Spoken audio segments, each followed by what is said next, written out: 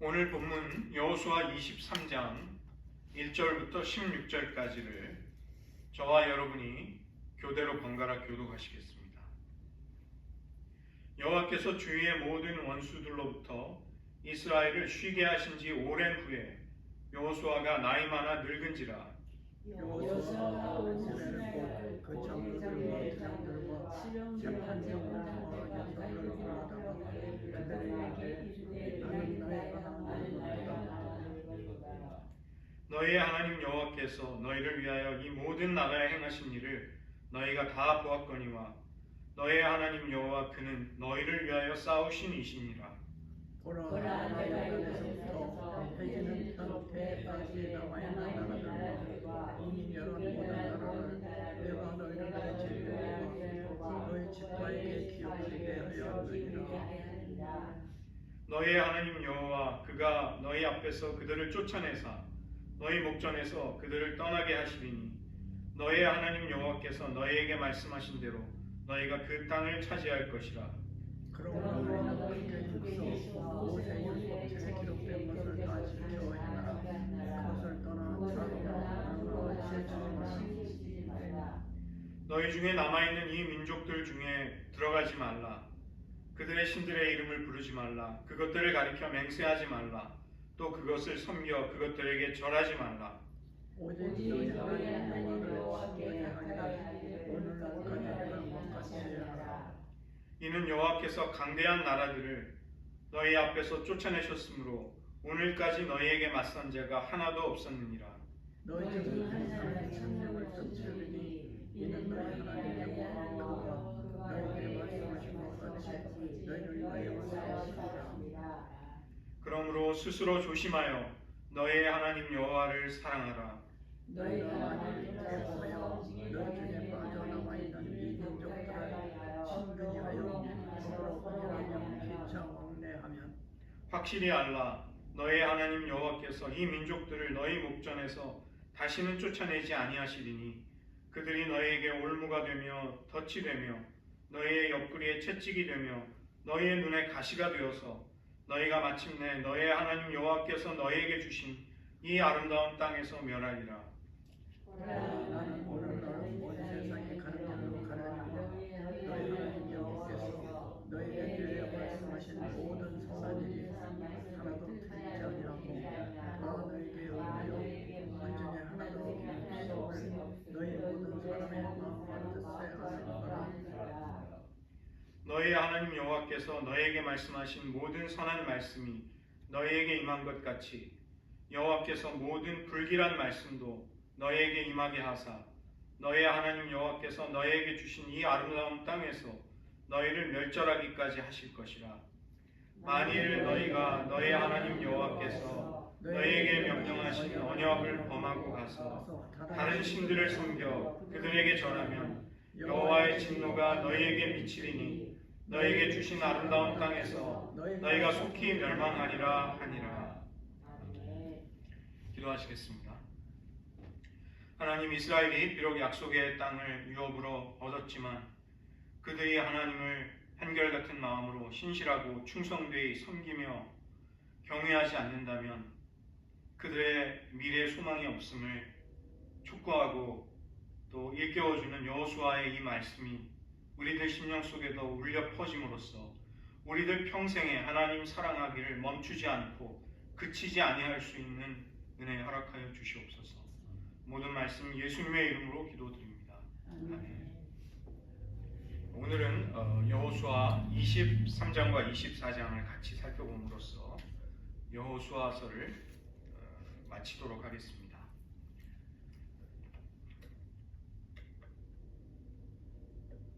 여호수아의 고별사와 유언, 당부의 말이 가장 먼저 등장하고 있습니다. 장면을 좀 넘겨주십시오. 1절부터 16절까지가 그 내용입니다. 여호수아는 향년 110세를 살았습니다. 갈렙과 대략 그가 비슷한 동년배의 나이라고 추정을 해볼 때 80세 정도의 가나안 땅에 입성을 해서 지금 이 고별사를 하고 있을 때까지 대략 30년 정도의 세월이 흘렀을 것입니다.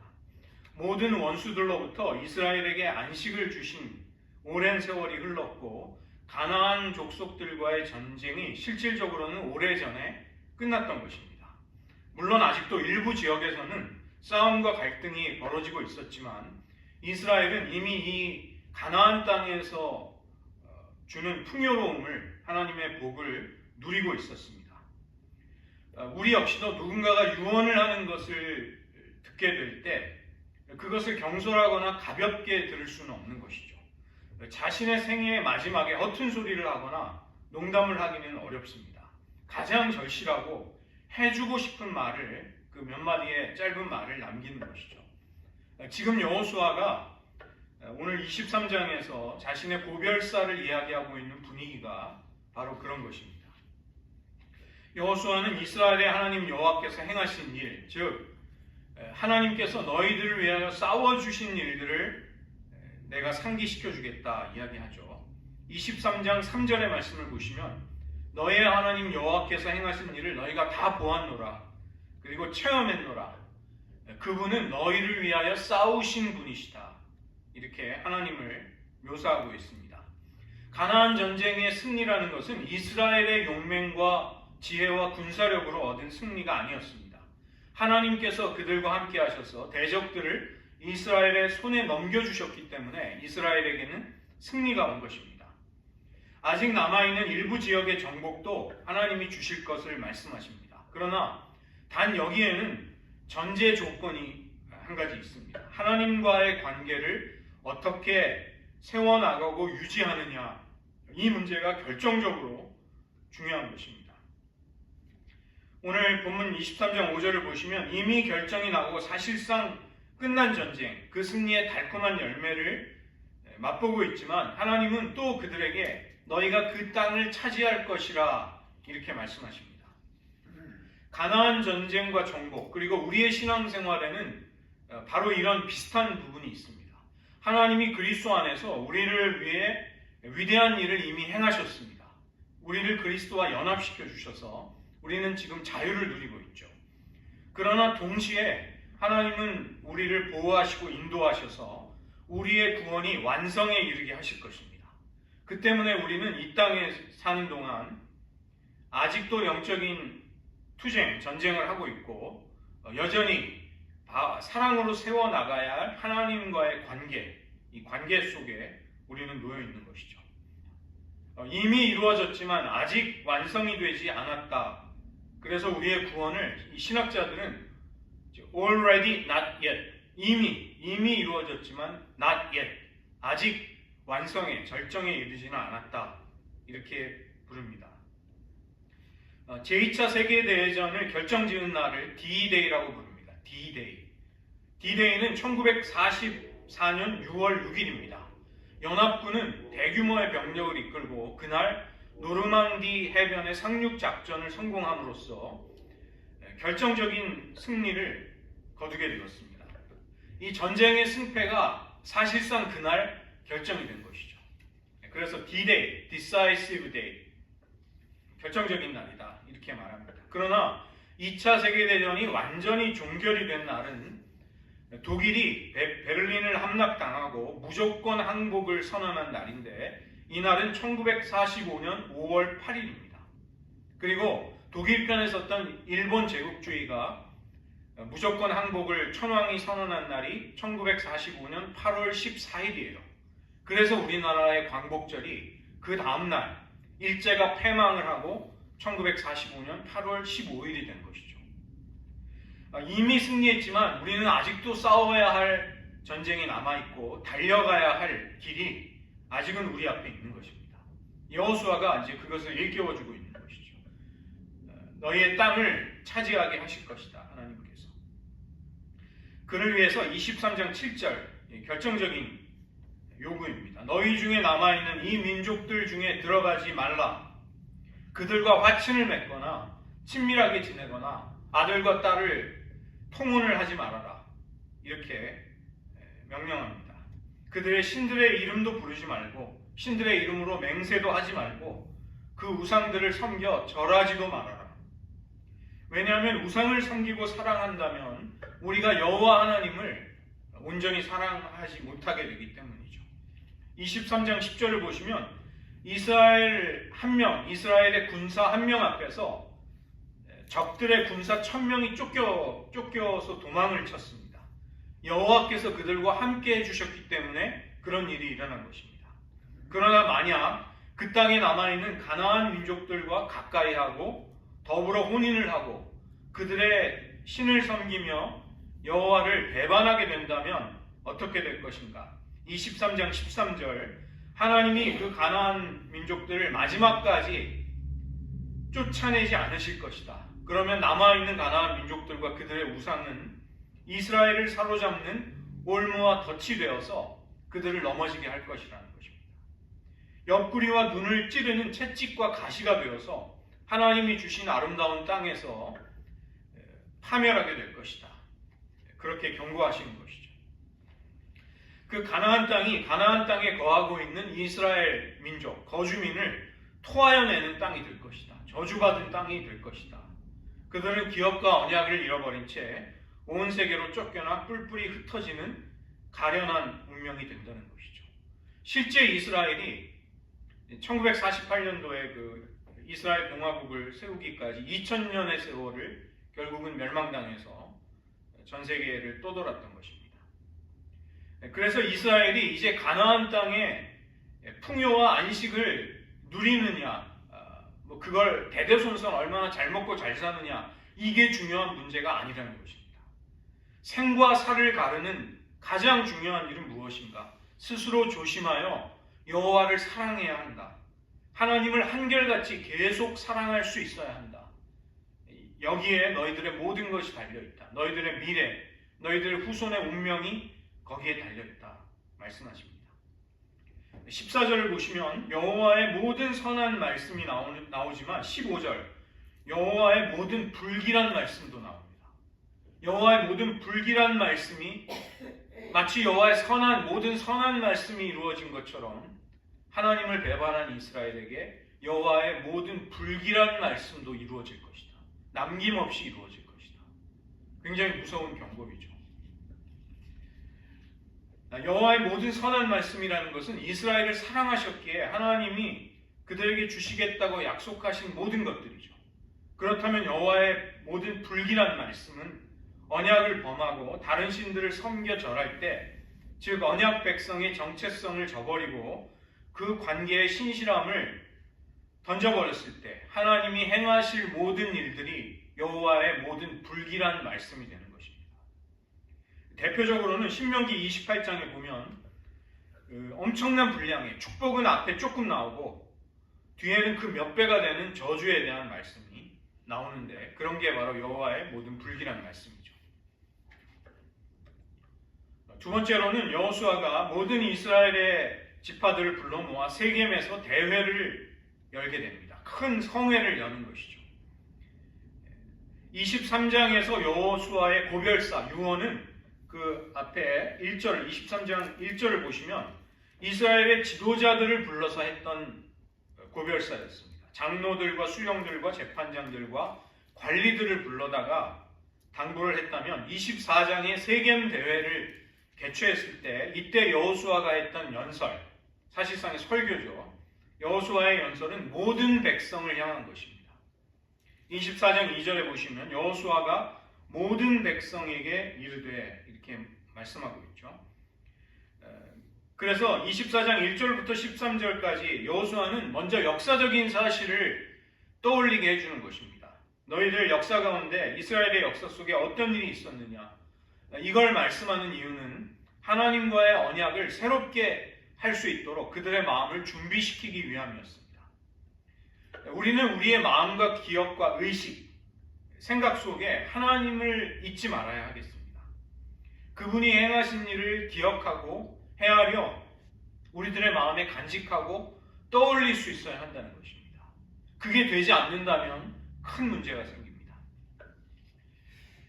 가장 최악의 인간은 누구인가? 은혜를 입고도 은혜를 기억하지 못하는 인간이다. 그래서 속담, 격언 같은 말에 이런 말이 있죠. 검은 머리를 가진 짐승은 거두는 법이 아니다. 차라리 애완동물은 사랑하고 돌보아주면 죽을 때까지 주인을 향한 충성을 다합니다.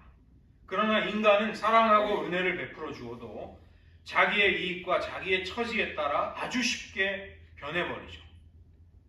24장 2절부터 3절에서 여호수아는 이스라엘의 인간적인 뿌리, 기원이 시작된 사건을 언급하는데 바로 아브라함을 부르신 것입니다. 갈대아 우르에서 이방 땅에서 아버지 데라와 함께 우상을 조각하면서 다른 신을 섬기는 사람, 그 한 사람 아브라함을 하나님은 불러내심으로써 강의 저쪽 가나안으로 이끌어내셨다. 이 사실을 말씀하는 것입니다.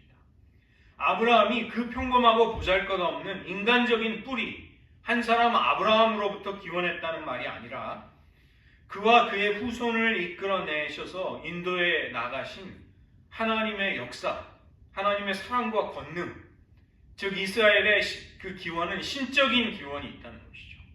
하나님으로부터 뿌리가 되어서 우리가 만들어졌노라, 우리가 생길 수 있었다, 이야기를 하는 것입니다. 제일 먼저는 출애굽, 또 광야 생활에 인도하신 사건들, 또 발락이, 모압 발락이 발람을 통해 이스라엘을 저주하려고 할 때 그 입술의 저주를 이스라엘을 위한 축복으로 바꾸어 주셨다는 일, 또 여리고로부터 시작해서 가나안의 7 족속들을 쫓아내시고 기업을 주신 하나님의 위대한 일들을 설명하고 있습니다. 그리고 24장 12절에서 너희의 칼이나 활을 가지고 이같이 한 것이 아니다. 너희가 거둔 모든 대적에 대한 승리는 너희 자신의 능력으로 이룬 것이 아니다. 이것을 분명히 합니다. 다시 한번 24장 13절에서 너희는 하나님을 통해서 수고하지 않은 땅에서, 너희가 건축하지도 않은 집에서 성읍을 얻어서 심지도 않은 포도원과 감람원의 열매를 먹고 누리고 있다. 즉 자신이 노력한 대가를 얻은 것이 아니라 하나님이 주신 모든 것들을 누리고 있음을 일깨워주는 것이죠. 우리가 왜 이렇게 수요일 저녁에도 나와서 예배하며 기도의 삶을 살아야 할까요? 우리의 옛사람의 이 부패한 본성은 끊임없이 하나님의 은혜와 사랑을 자꾸만 망각해버립니다. 잊어버리려고 합니다. 그때 우리는 우리의 삶을 주장해 주시고 다스려 주시고 이끌어 주신 하나님의 위대한 일들을 이 예배의 자리에서, 또 기도의 자리에서 다시 기억하는 것입니다. 그래서 우리의 심령은 부패하고 하나님을 순종치 않는 패역한 길을 버리고 그 마음의 유혹을 끊어버리고 다시 또 하나님을 섬길 수 있는 힘을 얻게 되는 것이죠. 세 번째로 여호수아는 이스라엘이 언약을 새롭게 하면서 순종을 결의할 것을 촉구하고 있습니다. 너희들의 의지로 여호와를 택하고 여호와 섬기기를 결단해야만 한다. 이것을 촉구하는 것이죠. 이 앞에서 오직 너희는 여호와를 가까이 하고 스스로 조심하여 너의 하나님 여호와를 사랑하며 언약을 범하지 말라. 이렇게 훈계했던 것을 여기에서는 더욱 강하게 촉구하며 강조하는 것입니다. 여호와를 경외하되 온전함과 진실함으로 그분을 섬겨야 한다. 이 온전함이라는 말은, 이 표현은 탐밈이라는 말이 완전함, 나누어지지 않은, 하나님을 향해 나누어지지 않은 마음입니다. 그래서 하나님을 향해 분열되지 않는 마음을 가지고 그 순전함과 통일성을 가지고 온전함을 가지고 하나님을 섬겨야 한다. 이렇게 이야기하는 것이죠. 우상이 우리의 마음을 하나님께로만 향하는 것을 막아버립니다. 그래서 우리에게 하나님보다 더 의지하고 사랑하는 대상, 우상이 생긴다면 이것은 사소한 것이 아니라 우리를 망하게 하고 우리를 넘어지게 하는 것입니다. 하나님의 은혜와 유업을 우리가 온전히 누리는 것을 우리 안에 있는 우상이 방해하게 되는 것이죠. 우리는 우상도 섬기면서 하나님도 섬길 수가 없는 것입니다. 다른 신에게 절하면서도 하나님의 이름을 부를 수 없는 것이죠. 하나님은 온전함으로, 나누어지지 않는 마음으로, 분열되지 않은 온전한 마음으로만 섬길 수 있는 분이십니다. 그 다음에 그분은 거짓이 없으시기에 오직 진실됨으로 섬겨야 할 분입니다. 거짓으로 하나님을 섬길 수 없고 속이면서 하나님을 위하는 척해도 그것은 하나님의 진노만을 불러올 뿐이죠. 온전함과 진실함으로 여호와를 섬기기 위해서 어떻게 해야 하는가? 여호수아는 그것을 이야기하는 것입니다. 조상들이 강 저쪽에서 섬기던 신들, 갈대아 우르의 모든 우상들, 애굽의 신들, 또 지금 너희가 거주하는 가나안 땅의 아모리 족속의 신들을 철저히 버려야 한다. 하나님 아닌 다른 신들을 끊어버릴 수 있어야 한다. 이 여호수아가 왜 이 말을 하겠습니까? 지금 가나안 땅에 들어와 안식을 얻은 지가 30년 정도의 세월이 흐른 것입니다. 이 여호수아의 나이가 110세이기 때문에. 그래서 이스라엘 백성들 가운데 이방 신들의 형상, 드라빔, 부적 같은 것을, 부정한 물건들을 가지고 있는 사람들이 있었다는 것입니다. 여러분 참 이상하시지 않습니까? 이상하게 느껴지시죠? 하나님의 그런 큰 은혜와 능력을 경험하고 그 풍요로운 땅에서 살고 있는 그들이 왜 우상의 형상 같은 것들을 간직했을까? 우리 자신을 생각해 보십시오. 우리 자신. 하나님의 말할 수 없는 은혜와 사랑으로 구원을 받았는데도 우리의 삶 은밀한 곳에 하나님만을 온전히 사랑하지 못하는 우상들이 숨겨져 있는 것과 똑같은 것입니다. 하나님만을 온전함과 진실함으로 섬기지 않는 사람들이 앞으로도 이스라엘의 역사 속에서 많이 나올 것을 여호수아는 이미 내다보고 있는 것이죠. 그래서 우리는 여호와 하나님만을 섬길 것을 결단하지 않으면 안 되는 것입니다. 여호수아는 나와 내 집은 여호와를 섬기겠노라 이렇게 공개적으로 선언하고 선포하고 있습니다. 주 예수를 믿으라. 그리하면 너와 네 집이 구원을 얻으리라. 물론 우리는 우리가 개인적으로 예수님을 영접합니다. 그러나 우리가 받은 이 구원은 결국은 우리의 집의 구원이 됩니다. 우리의 가문의 구원, 우리의 가족의 구원이 되는 것입니다.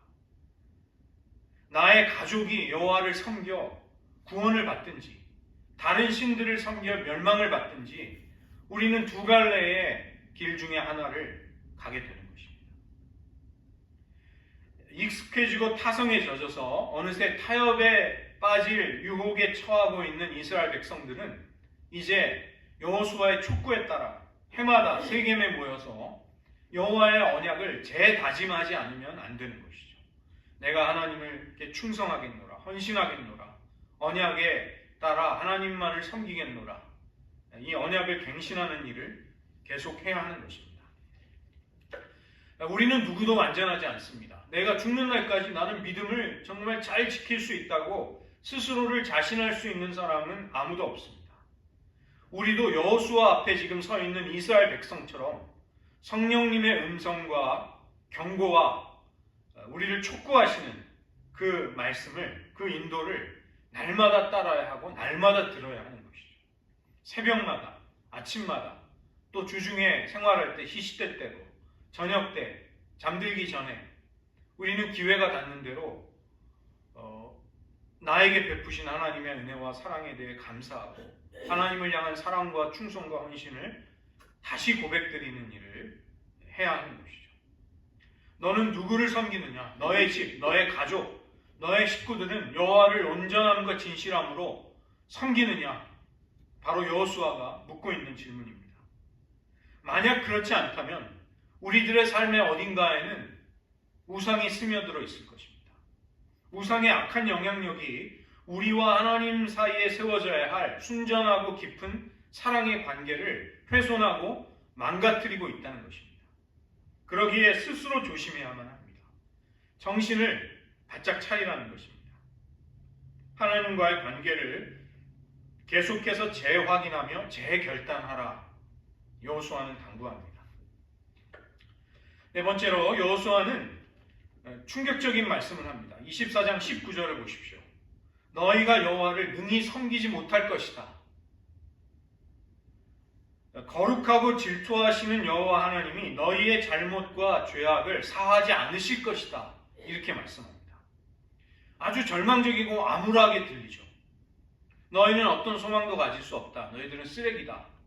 이렇게도 그런 의미를 혹시 암시하는 것이 아닌가 그런 생각도 듭니다. 여기서 여호수아는 착각하지 말라고 경고하는 것입니다.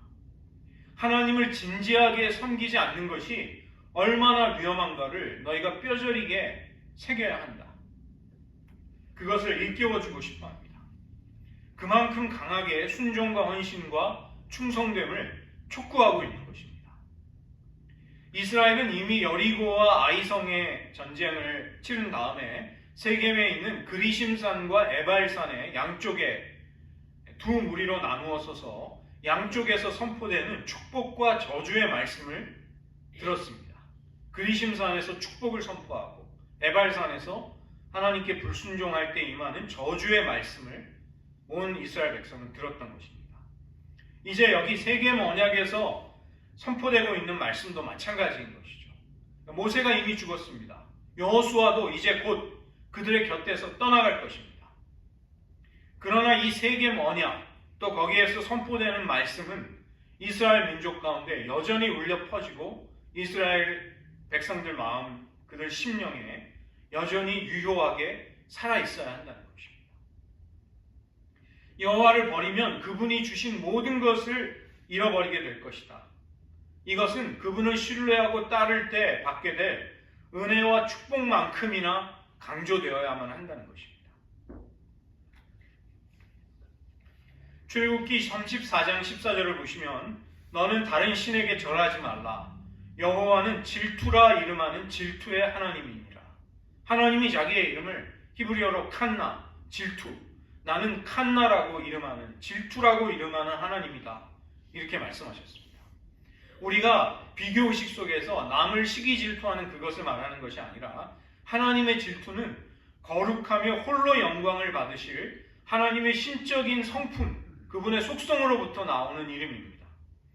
이것은 하나님만이 영광 받으시고 존귀와 찬양과 모든 경배를 오직 하나님만이 받으셔야 한다는 것이죠. 그래서 하나님께 돌려져야 마땅한 것이 돌려지지 않을 때 하나님은 거룩한 질투를 하시는 것입니다. 거룩한 분노, 거룩한 질투. 어떤 우상도 하나님의 자리에서 하나님만이 받으셔야 할 경배와 찬양과 사랑을 받을 수 없습니다. 더구나 하나님은 자기 언약 백성에게서 어떤 경쟁자도 없이 독점적으로 온전한 사랑과 헌신을 받으시기를 원하십니다. 이것이 질투라 이름하는 하나님의 이름에 담겨있는 하나님의 성품인 것입니다. 그분이 하나님이시기를 포기하지 않는 이상 이 하나님의 거룩한 질투의 불길은 지옥의 불길만큼이나 활활 타오르게 됩니다. 여러분 한번 성경을 찾아보십시오. 신명기 31장 27절입니다. 여기 지금 모세가 여호수아가 방금 했던 그 충격적인 말을 똑같이 합니다. 그걸 보실 수 있습니다. 신명기 31장 27절 말씀입니다. 내가 너희의 반역함과 목이 곧은 것을 아나니 오늘 내가 살아서 너희와 함께 있어도 너희가 여호와를 거역하였거든 하물며 내가 죽은 후의 일이랴. 너희 계속해서 28절 너희 집과 모든 장로와 관리들을 내 앞에 모으라. 내가 이 말씀을 그들의 귀에 들려주고 그들에게 하늘과 땅을 증거로 삼으리라. 29절 내가 알거니와 내가 죽은 후에 너희가 스스로 부패하여 내가 너희에게 명령한 길을 떠나 여호와의 목전에 악을 행하여 너희의 손으로 하는 일로 그를 경노하게 함으로 너희가 후일에 재앙을 당하리라 하니라.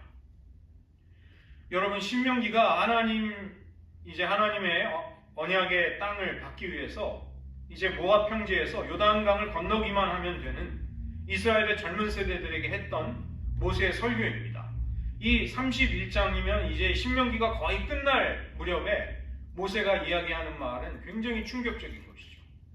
너희가 목이 곧고 마음이 강팍해서 하나님을 버리고 다른 신을 섬길 줄을 내가 아노라. 너희가 들어갈 그 땅에서 하나님 목전에 악을 행하다가 하나님을 경노하게 해서 재앙을 당할 것이다. 이렇게 이야기하는 것입니다. 그러면 모순처럼 들리는 것이죠. 왜 소망 없는 이들에게 모세는 그토록 간절하게 여호와를 경외하고 사랑하고 마음과 성품을 다해서 그분만을 섬기라고 왜 그토록 신신당부를 했을까요? 오늘 여호수아가 말하는 것과 같은 맥락인 것입니다.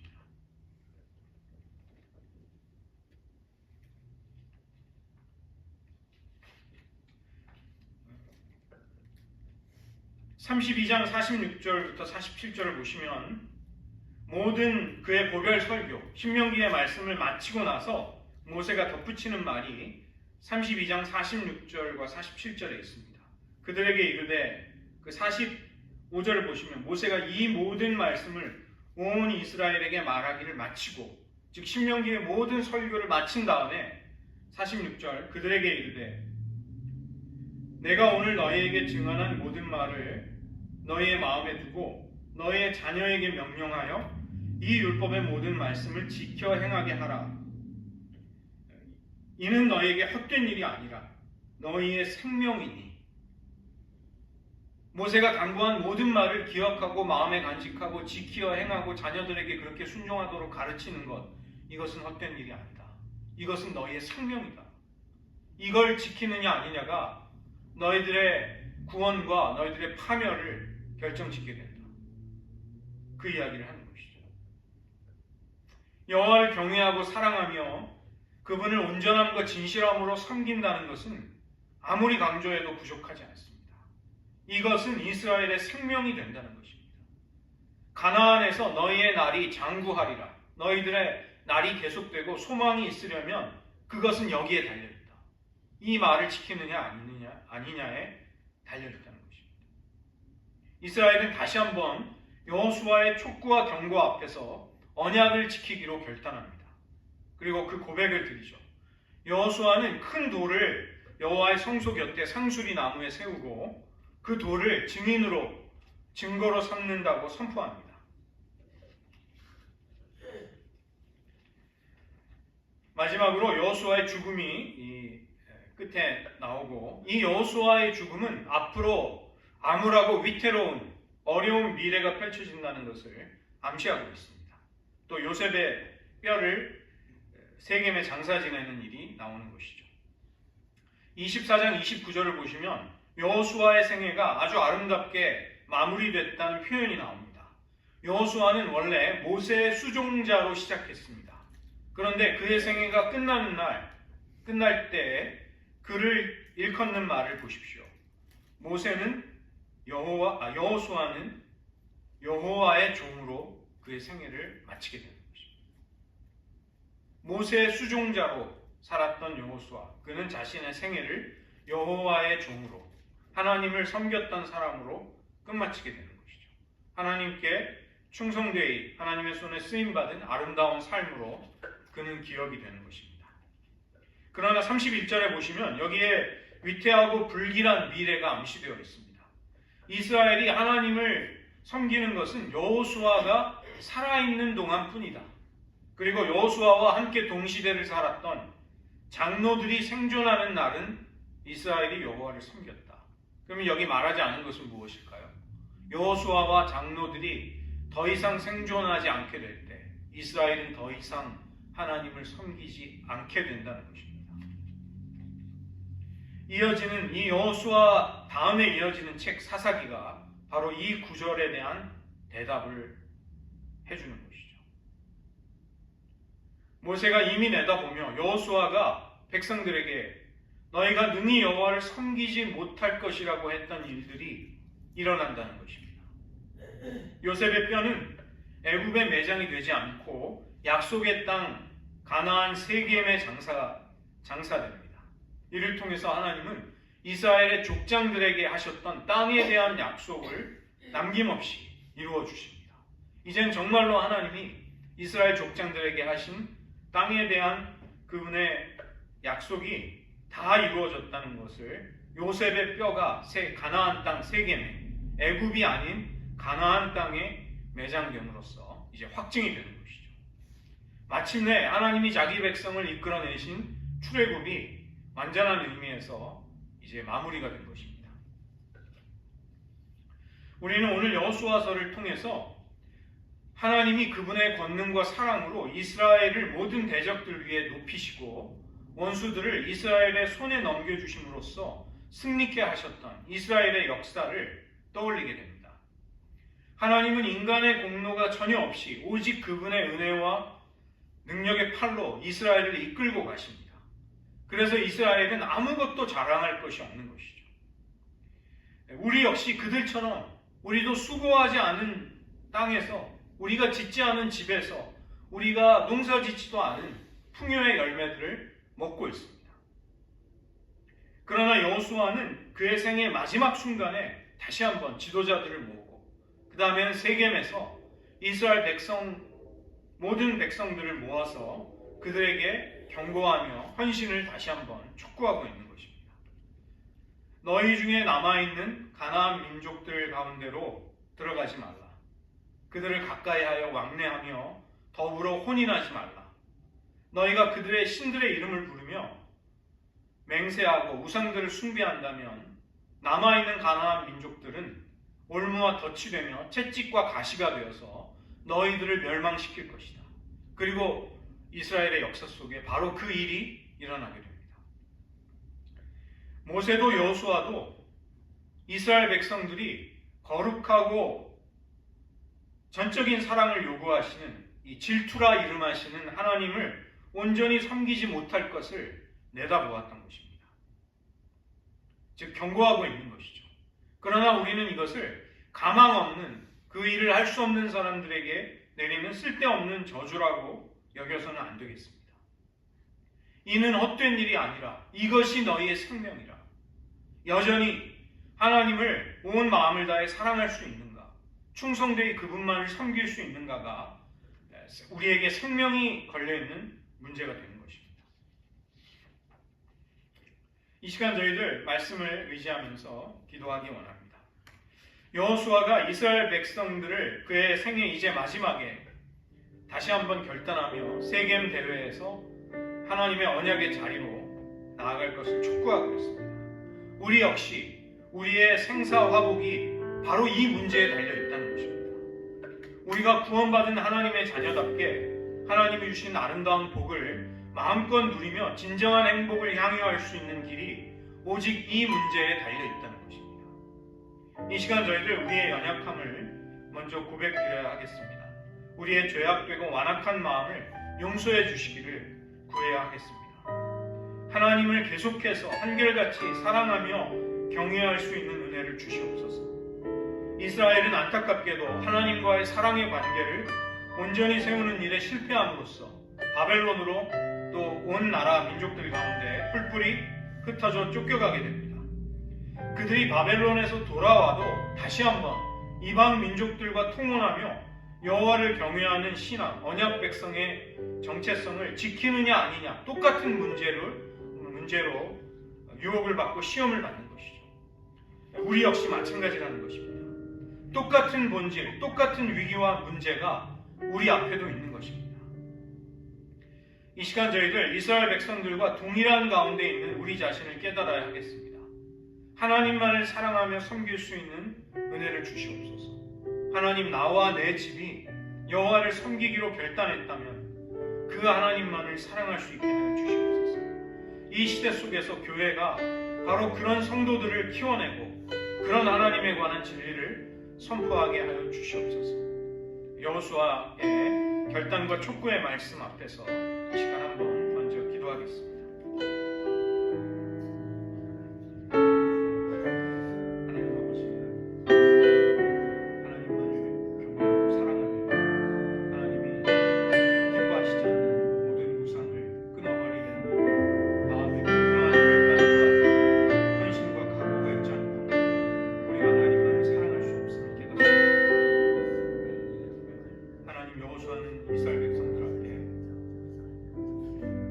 저쪽의 신이든지 너희가 나온 애굽과 갈대아 우르의 신이든지 이 땅 가나안 민족들의 아모리 족속의 신들이든지 너희들이 택할 자를 정하라고 결단을 촉구하고 있습니다. 하나님, 우리들 매 순간 우리를 구원하시고 우리를 사랑하시는 하나님의 은혜와 사랑 앞으로 나아가게 도와주시옵소서. 우리가 언약 백성이라는 소속 그 정체성을 잃어버리지 않도록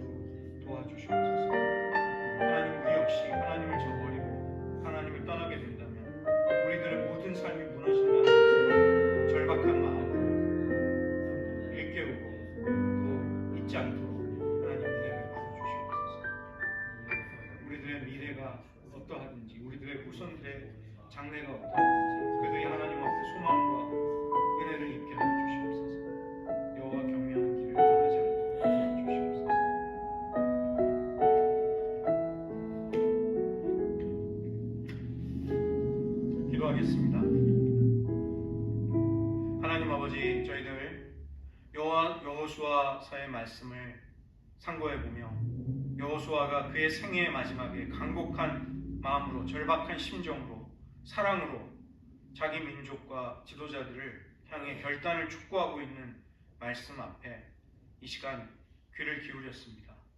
우리 역시 이스라엘 백성들이 여호수아 앞에서 하나님만을 섬길 것인지 다른 신들을 섬기며 파멸에 이를 것인지를 결단하라는 그 촉구의 말씀 앞에 서 있음을 보게 됩니다.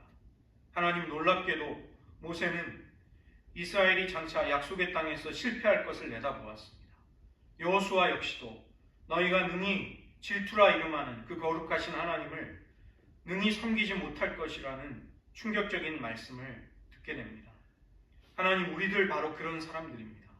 하나님의 은혜와 긍휼이 아니면 하나님을 끝까지 사랑하고 신실하게 섬기는 것이 불가능한 패역한 마음과 어지러운 심령과 연약한 의지를 가진 보잘것없는 죄인들일 뿐입니다.